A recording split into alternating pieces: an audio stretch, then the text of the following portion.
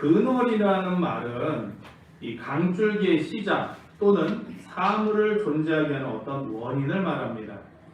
예를 들어서 한강이 어디서부터 시작되느냐 검색을 해보니까요, 태백시에 있는 검룡소라는 곳에서 상강이 시작이 된다는 거예요. 검룡서 하는데, 뿌리가 없는 나무가 존재할 수 없듯이 근원이 없는 나무는 존재할 수가 없다는 거예요. 그러면 기독교의 근원이 뭐냐? 기독교는 어디서 시작됐을까요? 앞으로 몇 주간 근원이라는 주제를 가지고 살펴보고자 합니다. 오늘 첫 시간으로 베드로가 말한 근원, 그것이 무엇인가 한번 알아보고자 합니다. 이 베드로 사도가 남긴 두 개의 편지는 우리가 아는 것처럼 베드로 뭔서요? 베드로 전서, 그리고요? 예, 베드로 후서, 이 두 가지. 이 두 권을 합쳐도 8장밖에 안 되는 짧은 서신이지만 아주 깊은 내용이 있습니다. 우선 이 편지를 받는 독자들에게 베드로라는 이름의 무게감이 커요. 왜냐? 예수님께 직접 배운 수제자입니다. 그리고 12사도 중에 리더고요. 당시 초대교회 지도자였어요. 그리고 감독이었고, 사도 베드로가 직접 붓을 들어서 쓴 두 개의 편지가 베드로 전서와 후서입니다. 이렇게 무게감 있는 이 책 속의 베드로는 기독교의 근원이 무엇인가를 설명하기 시작합니다. 먼저 베드로서를 이해하는 데 중요한 단어 두 개가 있는데 따라해 보시기 바랍니다. 공동체, 고난, 공동체, 고난. 이 베드로는 개인에게 보낸 편지가 아니라 어디에게 보낸 편지라고요? 예, 공동체에게 보낸 편지라는 것을 기억하시기 바랍니다. 이 로마라는 당시 거대한 권력 안에서 고난을 당하고 있는 큰 공동체가 아니고 오랜된 공동체가 아니라 예수님 부활 이후에 만들어진 어린 공동체가 당시 대로마라는 제국 아래서 고난을 받고 있었다는 거예요. 바람 앞에 촛불처럼 언제 꺼질지 모르는 이 작은 공동체들은 지금의 터키 지역인 본도, 갈라디아, 갑바도기아, 아시아, 두아디라 이 5개 지역에 흩어져 있었어요. 그 지역에 흩어져 있는 교회들에게 이 편지하는 겁니다. 이 베드로는 이 작은 공동체에게 교회가 뭔지, 기독교의 근본이 무엇인지를 설명하기 시작하는 거예요. 그것이 무엇입니까? 따라해 보시기 바랍니다. 성경이다. 성경이다. 예, 그것이 성경이다라고 이야기를 풀어갑니다. 성경의 가장 중요한 교훈이 무엇이냐? 그것은 사람이 하나님을 어떻게 믿을 것인가? 사람이 하나님을 뭐라고요? 어떻게 믿을 것이냐? 그리고 하나님이 사람에게 요구하는 것이 바로 성경의 가장 중요한 요구예요. 교훈이. 사람이 하나님을 어떻게 믿을 것인가? 하나님이 사람에게 요구하는 것이 무엇인가를 적어놓은 책, 그것이 바로 성경이다. 그러면 하나님이 누구시냐? 이런 질문이 나오죠. 따라서 성경이 없이는 하나님을 알 수가 없습니다. 그래서 이 성경이 중요한 겁니다. 성경이 없으면 누구를 알 수 없다고요? 하나님을 알 수가 없어요. 성경이 없이는 우리가 어떻게 살아야 하느냐라는 삶의 진리를 발견해낼 수 없습니다. 따라서 성서가 없다면 우리는 하나님을 알 수가 없는 겁니다. 이런 관점에서 성경은 기독교의 근원이 되는 겁니다. 그래서 베드로서에서 가장 중요한 것은 하나님이 누구시냐라는 것을 설명하는 거예요. 이분이 누구신가? 천지를 지으시고 자기 아들을 구속주로 보내신 하나님은 누구신가? 그것이 베드로서의 주제입니다. 혹자는 신약 성경에서 베드로전서가 가장 뛰어나다라고 얘기를 해요. 그 이유는 하나님을 설명하는 구절이 무려 39번이나 나와요. 이런 설명은 로마서에 뒤지지 않는 거예요.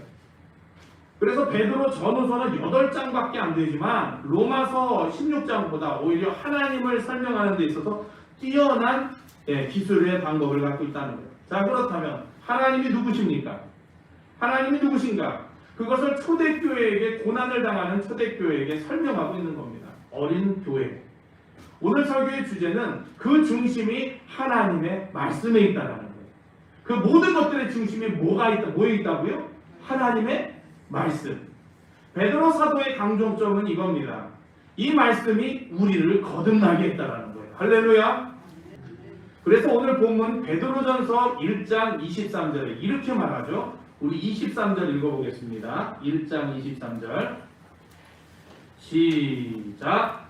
너희가 거듭난 것은 썩어질 씨로 된 것이 아니요 썩지 아니할 씨로 된 것이니 살아있고 항상 있는 하나님의 말씀으로 되었느니라. 아멘. 여기서 중요한 주제를 주의해서 봐야 합니다. 베드로 전서와 후서는 개인에게 쓴 것이 아니라 누구에게 썼다고 제가 말씀드렸죠? 공동체에게 썼다는 거예요. 다시 말해서 너희가 거듭났다라는 말은 개인의 구원도 얘기하지만 더 중요한 것은 이 이야기 속에서 개인의 거듭남을 뛰어넘어서 공동체의 중요한 정체성이 들어가 있다는 거예요. 다시 이것을 풀어서 말씀드리면 교회라는 공동체의 기원은 어떻게 시작됐느냐? 하나님의 말씀에서 시작된다는 거예요. 그래서 교회란 무엇이냐? 그것은 하나님의 말씀으로 거듭난 공동체라는 거예요. 펠로우십이 아니라 워십인데 워십 예배의 중심은 말씀이라는 거예요. 여러분 일주일 동안 말씀에 붙잡혀 사셨습니까? 말씀 좀 읽으셨어요? 아멘. 아멘. 이 공동체는 하나님의 말씀으로 태어났고 이 공동체는 하나님의 말씀으로 자라가고 아멘도 없으세요. 이 공동체는 하나님의 말씀으로 태어났고 이 공동체는 하나님의 말씀으로 자라가고 이 공동체는 하나님의 말씀이 있어야 힘이 있는 줄을 믿습니다. 그것이 교회라는 거예요. 그래서 너희가 거듭난 것은 하나님의 말씀으로 됐다는 것은 공동체를 가르치고 있다는 거예요. 이 말씀이 없다면 교회 공동체는 존재할 수도 없고 자랄 수도 없고 힘을 얻을 수도 없다는 거예요. 그래서 베드로전서 2장 2절과 3절에 뭐라고 되어 있냐면 모든 공동체에게 모든 교회에게 베드로는 이렇게 권면합니다. 갓난 아이들처럼 순전한 말씀의 젖을 사모하십시오. 그러면 여러분의 신앙이 자라 구원을 받게 될 것입니다. 여러분은 주님의 사랑을 맛보았으면 더욱 그렇게 하십시오. 할렐루야. 하나님의 말씀으로 거듭난 사람만이 하나님의 말씀이 그립고 하나님의 말씀으로 거듭난 공동체만이 하나님의 귀중한 말씀의 가치를 알고 하늘의 젖을 사모하게 된다는 것입니다. 그것이 뭐다? 교회라는 거예요. 구원받은 주의 자녀들이 영적으로 힘을 쓰지 못하는 이유가 뭡니까? 하나님의 말씀으로 거듭난 신앙인들이 세상을 살면서 힘을 쓰지 못하는 이유가 뭡니까? 그것은 근원, 신앙의 기초인 말씀에서 멀어졌다는 거예요. 우리의 정체성, 즉 내가 누구냐? 교회의 공동체는 뭐냐는 말씀에서 시작되어야 된다는 거예요. 근원을 찾아야 되는데 사람이 아니고 환경이 아니고 어떤 것도 아니고 내가 말씀에서 멀어졌는지 우리 공동체가 말씀에서 멀어졌는지를 여러분 확인해 보시기를 바랍니다. 가정에서도 엄마가 말씀에서 멀어졌는지 아빠가 말씀에서 멀어졌는지 자녀가 말씀에서 멀어졌는지 말입니다. 우리가 말씀에서 멀어지면 멀어질수록 우리의 영성은 죽어갑니다. 그래서 우리의 적 사탄은 무슨 썰을 써서라도 성경에서 우리를 멀어지게 만듭니다. 교회에서 성경을 치워버리고 성경의 진리가 아니라 세상의 언어로 가득 찰 때 교회는 힘을 잃어갑니다. 여러분 가정의 성경을 치워버리면 일어나는 현상이 뭔지 아세요? 무기력이에요. 아이들 무기력이에요. 아무 힘을 쓸 수가 없습니다. 왜냐하면 말씀에서 멀어졌기 때문에 근원에서 멀어졌기 때문이에요. 마치 머리 깎인 삼손이 힘을 쓸 수가 없어 두 눈이 뽑힌 채 맷돌을 갈듯이 세상에서 그리스도인들이 힘을 잃어버린 거예요. 우리가 말씀에서의 힘을 잃어버렸다는 거예요. 그렇다면 여러분이 구원을 잃어버리는 것이냐? 그건 아닙니다. 구원은 잃어버리는 것이 아닙니다. 왜냐하면 하나님이 우리를 전적으로 구원하셨기 때문에 한 번 받은 구원은 잃어버릴 수가 없습니다. 아멘. 믿습니까? 아멘. 그런데 그 말씀에서 멀어진 구원받은 인생은 삶에서 일상생활에서 아무 힘을 쓰지 못한다는 거예요. 세상 사람과 똑같이 살게 됩니다. 그 이유는 하나님의 말씀에서 멀어졌기 때문이에요. 그래서 믿는 사람인지 안 믿는 사람인지 세상 사람 걱정하는 대로 그대로 걱정하고 세상 사람 사는 대로 살다가 인생이 끝나게 됩니다. 따라서 적들이 삼손을 불러 구경거리를 만들듯이 사탄은 말씀에서 멀어진 우리를 조롱합니다. 왜냐하면 하나님의 말씀이 그 삶 속에 없기 때문이라는 것입니다. 참 안타까운 일입니다. 성경은 아브라함을 믿음의 조상이라고 말했어요. 누구를요? 아브라함. 조상이라는 말은 그가 없이는 후손이 없다는 거예요. 그가 있기에 후손이 있다는 의미에서 조상이라는 단어를 썼습니다. 그런데 아브라함은 그 조상이 아니라 그 이름 앞에 단어가 하나 더 붙어 있어요. 무엇이죠? 무슨 조상? 네, 믿음의 조상. 이 말은 믿음을 설명할 때 아브라함이 없이는 믿음이 설명이 안 된다는 뜻이에요. 그래서 아브라함을 믿음의 조상이라고 말합니다. 그래서 로마서 4장에 보면 바울이 믿음을 설명할 때 이렇게 얘기합니다. 아브라함이 조상으로 살 수 있는 이유를 창세기 12장 4절에서 찾아와요. 그러면서 뭐라고 얘기하느냐? 로마서 4장에 이에 아브라함이 여호와의 말씀을 따라갔고 이렇게 시작합니다. 아브라함이 뭘 따라갔다고요? 여호와의 말씀, 하나님의 말씀을 따라갔다는 거예요. 하나님의 말씀을 따라가는 것이 믿음입니다. 믿음이 언제 강건해지느냐? 하나님의 말씀대로 살 때 강건해지는 거예요. 그래서 아브라함은 믿음을 따라갔기에 스스로 세상에서는 나그네가 된 사람입니다. 당시 세계에서 가장 문명이 발달한 안전이 보장된 사회는 이집트 바벨론이에요. 고고학에서는 말하기를, 여러분 굉장히 오래된 얘기죠, 바벨론. 근데 바벨론의 가정에서 오늘 이 말씀을 할 때 저희 집에 아주 아까도 화장실 갔는데 아무것도 안 나오는데 이 바벨론 가정에서 따뜻한 온수와 냉수를 함께 쓸 수 있었다는 거예요. 이때 당시. 그렇게 고고학자들은 얘기합니다. 그렇게 발전한 문명을 떠나서 아브라함은 어디로 갑니까? 가나안 땅으로 가는 거예요. 그 이유는 무엇입니까? 말씀을 통해서 내 본토 친척 아비집을 떠나서 내 명한 땅으로 가라. 이 말씀을 따라 스스로 나그네가 되고 스스로 이방인이 된 사람을 베드로전서 1장 17절에서 나그네라고 말하고 2장 11절에 거류민과 나그네라고 말씀하고 있습니다. 하나님의 말씀을 받은 사람, 거듭난 사람, 진리의 하나님 말씀에 순종해서 영원히 깨끗해진 모든 사람은 세상에서 나그네라는 거예요. 나그네이기 때문에 다시 말해서 지금 살고 있는 세상의 문화에서 빠져나와서 스스로 나그네로 사는 힘이 무엇입니까? 그 이유가 무엇입니까? 하나님의 말씀이 영혼 속에 들어왔기 때문이에요. 내 영혼 속에 하나님의 말씀이 들어왔기 때문이에요. 그리스도인이란 무엇이냐? 다시 거듭나는 바람에 세상의 문화에서 등을 돌린 이방인입니다. 여러분 무엇입니까? 우리는 세상에 대해서 바로 이방인이라는 거예요. 그리스도는 과거의 모습과 같지 않은 존재요. 과거처럼 살지 않는 사람을 얘기합니다. 사회적 관점에서 보면 옛 공간 안에 새 것이 생기기 시작하는 거예요. 이건 여러분 잘 기억해 보시는 거랍니다. 옛 공간이에요. 이 육체는 옛 공간인데 새 것이 생기기 시작해요. 말씀에 관심이 가요. 그리고 이 말씀이 어떤 때는 이게 진짜 무슨 뜻인지 하고요. 기도도 하게 되고 목사님께 전화도 해보게 되고 옛 공간에 새 것이 생기기 시작합니다. 하나님의 말씀으로 거듭난 이유나 하나님의 말씀으로 거듭난 이전이나 세상은 변하지 않고 똑같습니다. 세상이 바뀐 것이 아니에요. 세상은 똑같은데 하나님의 말씀이 내 안에 들어와서 내 삶 속에서 세상을 보는 새로운 눈이 생기는 거예요. 저 사람을 보면 좀 복골이 좀 번쩍번쩍한데 옷을 보니까 좀 있는 집이야. 이게 아니에요. 누구를 보든 저 사람이 구원받아 천국 갈 수 있을까? 지금 오늘 저 사람이 사고가 나서 오늘의 인생을 마감한다면 지옥 갈 사람인지 천국 갈 사람인지 그게 보여지는 새로운 눈을 가지시는 저와 여러분들이 되시기를 바랍니다. 그래서 세상의 거짓됨을 깨닫게 되는 거예요. 참 하나님이 누구신가를 알게 된 사건이 내 인생의 구원의 사건, 복음의 사건인 것을 믿습니다. 내게 하나님을 아는 새로운 공간이 생겼다라는 거예요. 내가 목숨을 바쳤던 살았던 이 세상 얼마나 거짓되고 있다라는 것을 그때 말씀을 통해서 알게 되더라는 거예요. 이 관점에서 오늘 베드로전서 1장 25절은 이렇게 얘기합니다. 한번 24절 25절 읽어보겠습니다. 24절 25절 그러므로 시작.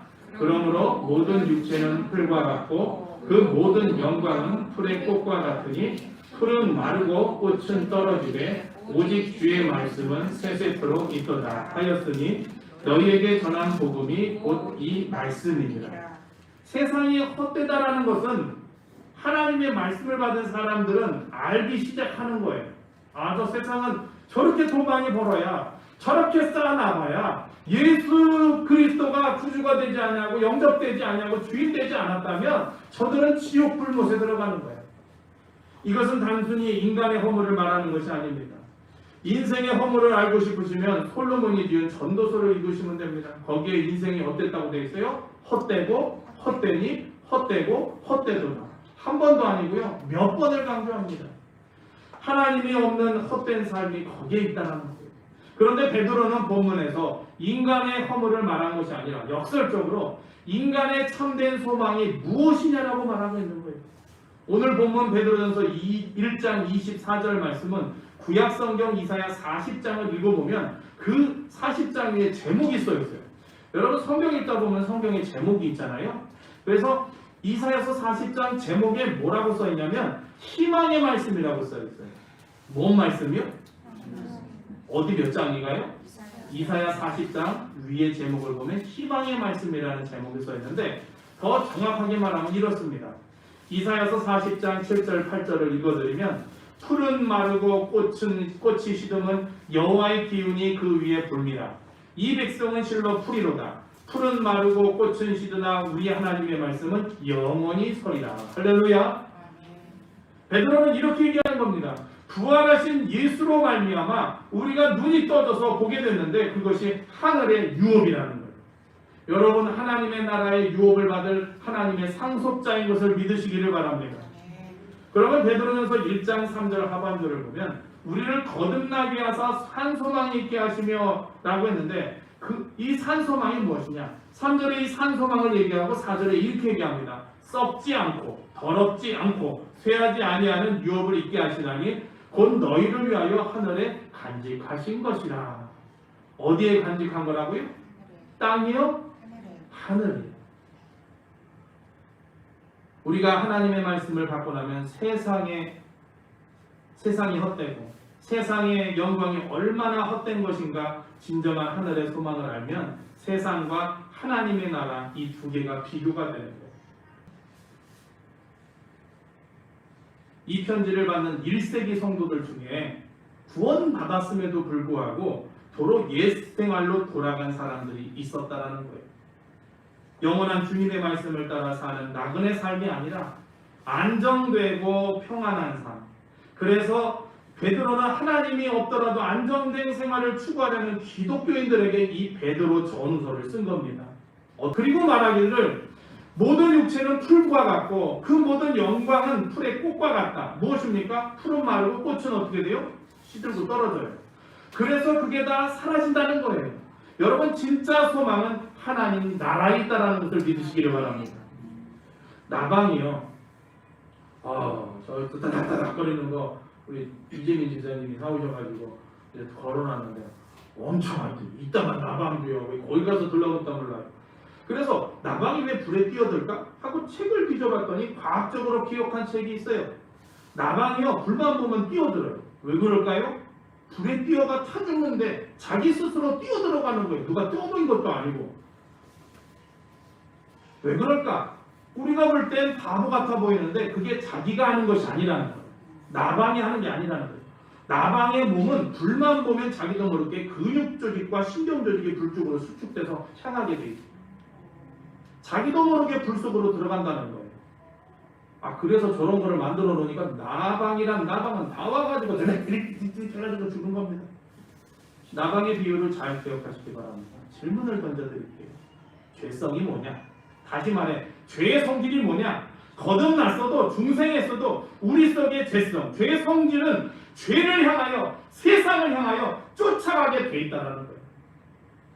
나방처럼 죄가 나쁜 것인 줄도 알고 그 나쁜 것 이번에 어떤 여자아이가 마약을 해서 문제가 돼서 봤더니 남학유업 딸인가 소녀인가 그러더라고요. 그렇게 잘 먹고 잘 사는 아이가 마약에 손대니까 지금 다 핑지박살 아닙니까? 그런데 나쁜 것인지 알면서도 죄의 유혹에 빨려 들어가는 거예요. 나방처럼.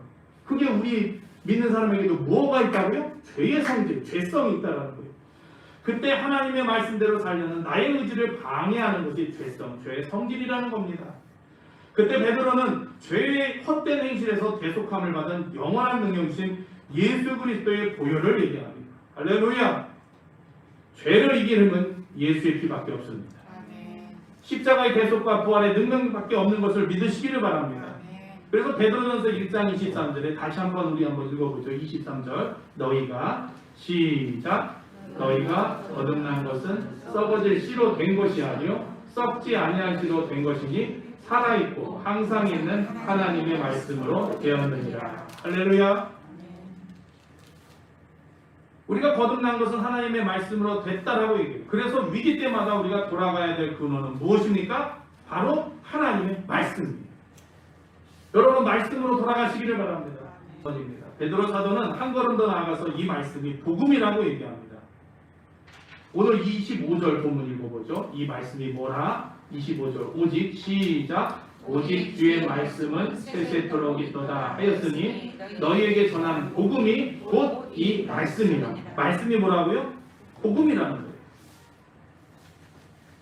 너희에게 전한 복음 곧 이 말씀이니라. 베드로는 1장 전체를 다 이야기하면서 베드로는 이 모든 내용을 한마디로 묶었는데 그것이 복음이다라는 거예요.